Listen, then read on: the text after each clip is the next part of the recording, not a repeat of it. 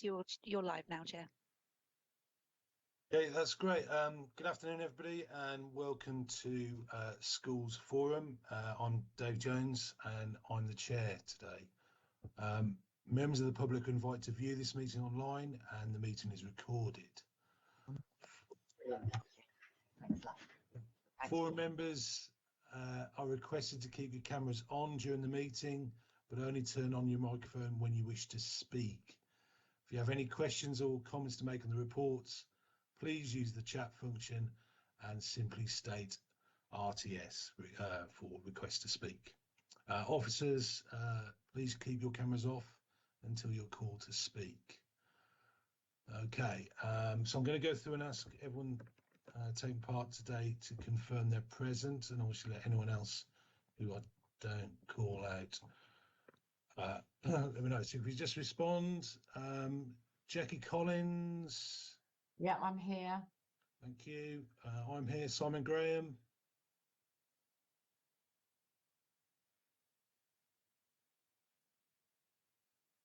Oh yeah, Simon, I can see you there. Share with us today. Chair's provided her apologies. Okay, thank you. Jason Crouch. No, Jason. Joe Cooper. No. Laura Flitton. Here. Brilliant. Anne Chapman. Yep, here. Hello. Sean Preston. Hi there, Pip. Hi there. Nathan Waits is here. See Nis. No, Nis. Chris Pennell. No, Chris. Sharon Burt. Present. Thank you. Councillor Simpson. I'm present, thank you. Hello. Councillor Tom Coles.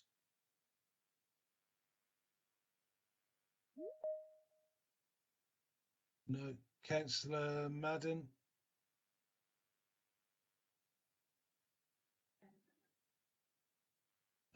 Councillor Norton has just arrived. Hello. Hello, apologies. Microsoft Teams was doing what Microsoft Teams does best and kicking me out just as I was about to get in. So thank you. Apologies for being late. But that's right. We're still just on the register, so we're okay. Great. And we're welcoming Chris Kadami today. Hello. Hello, Chris. Cara Jewell. Cara sent her apologies. Okay. We've got Councillor Horton as an observer today. Hello, Susie. And we've got Gemma Clark, who is as an observer deputy, because she's going to be a deputy for the South Sea cluster if the needs arise. So hi, Gemma. And then the officers, we've got Alison Edgerton. Hello. Angela Mann. I'm here, Chair. Mike Stoneman. Afternoon. Sarah Daly. Afternoon. And Jane, who's controlling everything. Good afternoon. So, any other apologies for absence, Alison? You gave a couple then. No, the only apologies we've received are Cher Dahl and Cara Jewell. Okay, thank you. So, over to item 2 on the agenda, so declarations of interest. This is the opportunity for anyone to declare any interest which they haven't already presented or have changed. And also, Alison will update us for any outstanding. There are some outstanding, I believe. Yes, we've got 4 declarations of interest outstanding. I have recently chased those and I will be following up on those after the meeting. Okay. That's great.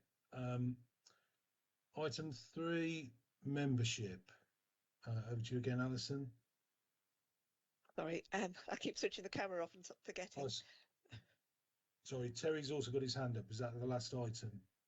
Jerry? Yes, just to clear it up. I mean, I don't think it requires anything, but I no longer have my previous declaration of interest because I'm no longer employed at Mayfield School. My partner is a teacher there. I don't know whether that really needs to be declared. My daughter attends there as well, but for transparency, I haven't sought any advice on that, so I may need to do that, but I think it's okay.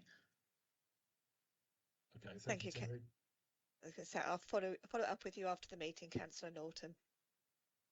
Okay, so just a membership update.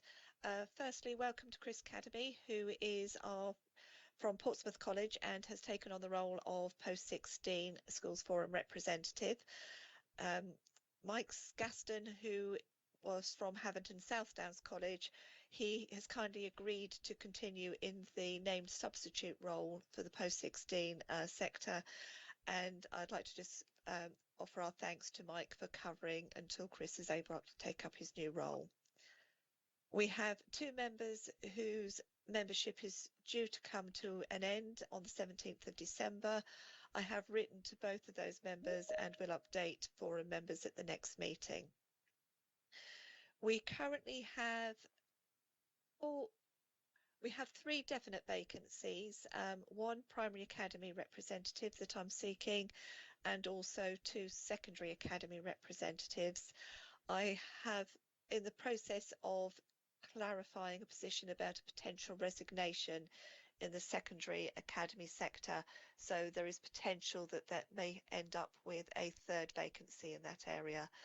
I have written to secondary academies head teachers and asked for some volunteers, and I'm still awaiting at the moment to hear back. And that is the membership update.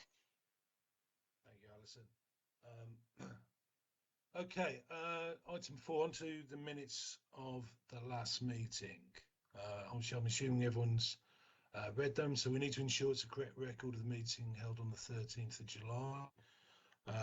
Are members happy that these are a correct record?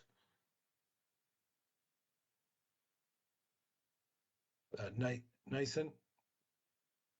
Could I just politely ask that in paragraph 23 and paragraph 31, the spelling in my surname has the S included? Thank you. I'm sure that will be done. Okay. Are there any other, if there are no other issues, then the minutes of the previous meeting have therefore been approved. Thank you. Matters arising, item 5. Alison, you were just going to provide us with a short update then. Yes, there were 2 items that had matters arising. First was in relation to the relational practice paper. There was an action for Mike Stoneman to talk to the relational practice steering group to see if the process could be extended to include early years provision. The next meeting had been cancelled, but this item has now been put on the agenda for the next relational practice steering group meeting. Additionally, we were putting in a disapplication request to the Secretary of State to use the funding. That has been submitted, and we know that it is currently being reviewed by the Department for Education, and we are awaiting a response on that. The other was in relation to the Department for Education's consultation on the National Fair Funding Formula. We submitted the return to that consultation on the 9th of September, and I would like to thank those of you who were able to respond and support that process. And that's all the matters arising. Okay, thank you, Alison. And it's a very thorough response to the consultation as well. On to item 6, so the DSG Q1 budget and revised budget. So again, this is over to Alison. Sorry, Okay, so this is a regular report that we bring to Schools Forum that provides an update on the position of the Dedicated Schools Grant as at the end of Q1 for the 22-23 financial year, and proposes revisions to the 22-23 dedicated schools grant budget. So at the end of June 22, the forecast position is an underspend of 340,500. This relates to the planned underspend on the growth fund, which will be carried forward at year end to support the funding to schools for 23-24. And my apologies, I've just noticed my camera is still off. I should just switch that back on.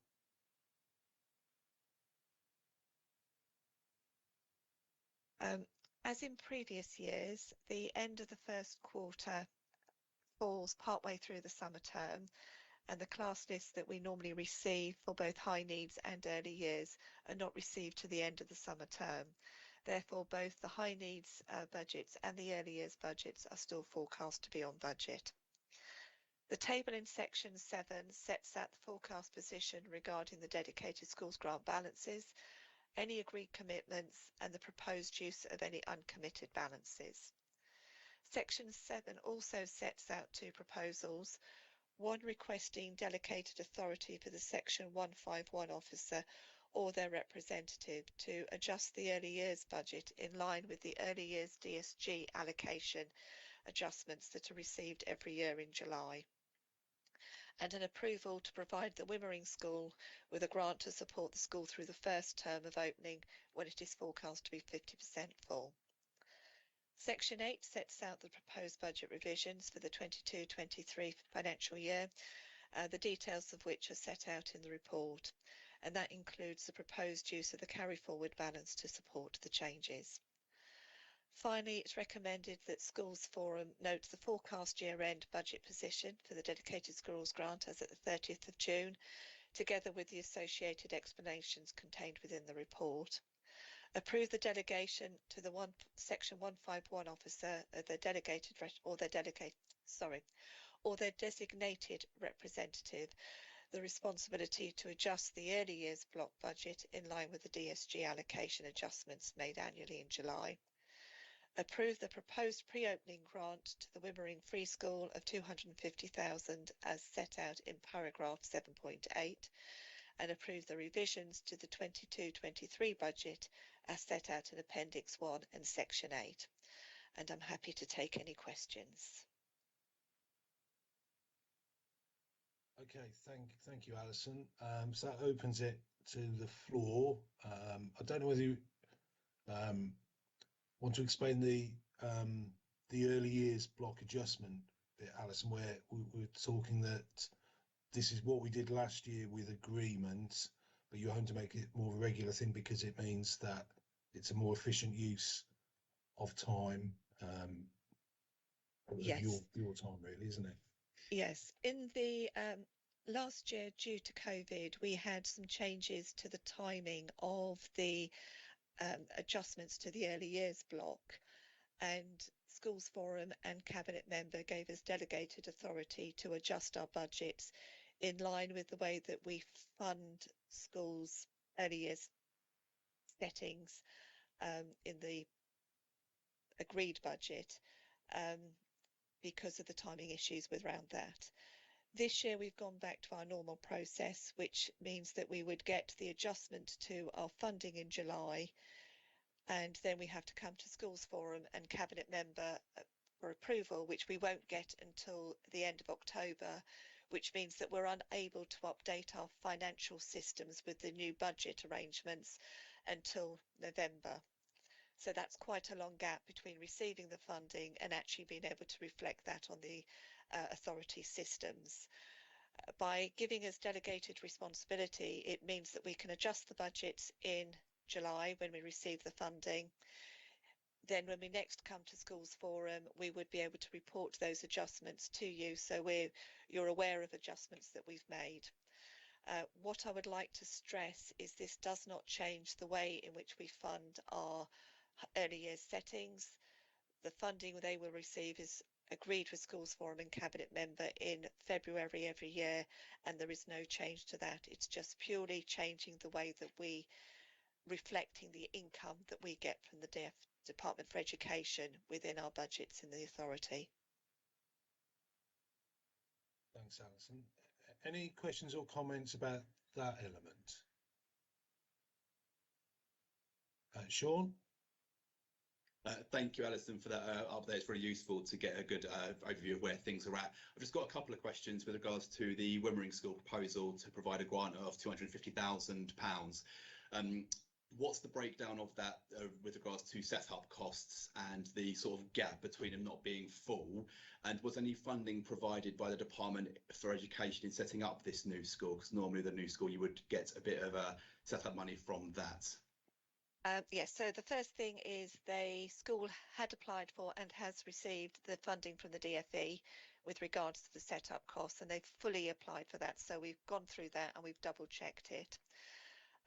The funding that we're providing is in effect meeting the gap between the staffing that the school needs to operate and when it is full to the position that it's in, because it's only going to have 50% of the pupils there to start with.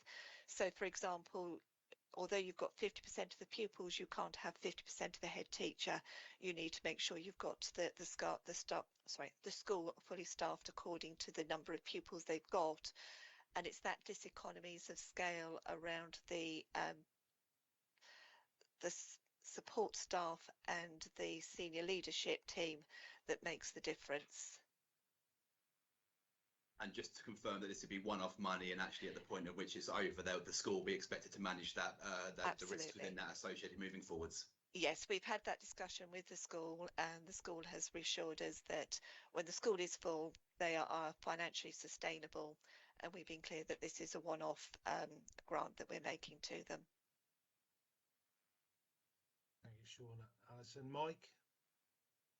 Yeah, I just wanted to reinforce that point about the one-off grant, and the fact is that the school will be full. That's our expectation. So they're taking 30 places, I think, in April 23, which is when it opens, and then another 36 from September 23. So yeah, that's all planned for. And I would also imagine that in any future new school build, this is actually quite likely to happen, isn't it? You know, so that perhaps having something in at the beginning to know that this is coming, just so we've got a little bit of money in the DSG to acknowledge that, because I think the setup of any new school, you're going to have the same situation, aren't you? Yes, we would. Depending, obviously, when they're opening, then we are likely to have the similar situation. What we can do is when we're building the budgets for future, we can make sure we've got some contingency within the DSG to cover any additional costs that we might be required to pay as an authority. Yeah, thank you, Alison. Do we have any more questions or comments about this? No. Okay, then. In that case, do I have a proposer for approval of the recommendations?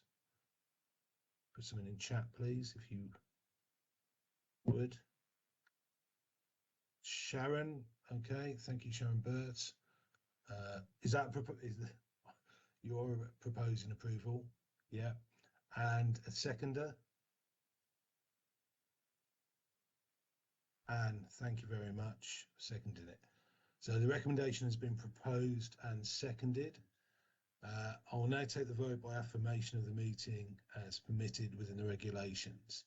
If there is no dissent, the proposal is passed. Are there any objectors to this recommendation?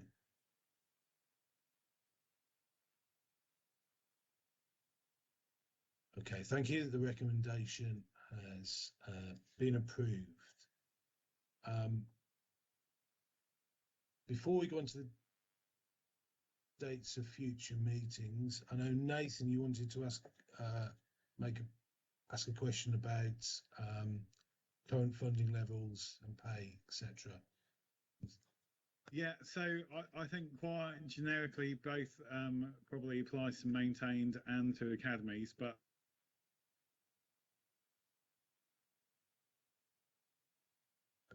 well, Nathan, I think you've frozen on us, or you've frozen on me anyway. Okay, I think Nate. We spoke about this earlier, so I think Nathan was actually just making a point that there are going to be significant challenges ahead with the changes in salary scales for both teachers and support staff. Nathan, you look like you're moving again now. No, it's still frozen. And I think he just wanted it noted that that's something that we're going to need to be aware of, and also that I think Alison and Angela were aware of this, and we're working with schools. Just started working with schools, maintain schools, to look at this element of budgets. Is that right, Alison? Yes, it is. Our schools finance officer has started her termly visits to support schools through the revised budget process, and she is looking at the impact of the pay award and also the energy forecasts on those budgets as she's going through those. Nathan, I can't work out if you're back with us or not. I don't know if you can hear me or not. Yes, we can. I think. All right, Nathan. Sorry, you've frozen again. Okay, I think we've got the general point for the minutes, but I'm sure that will come up again. So I'm going to move on to item 7, dates of future meetings. So the next meetings are 7th of December, 11th of January, and 9th of February. Okay. So that is the end of the meeting. Thanks everybody for attending today. And I hope we all can do well sorting out our budgets over the coming month or so. Jane's going to end the live stream and let us know when we're off air. So that takes a few minutes. So please don't start any conversations, as they'll be recorded and broadcast.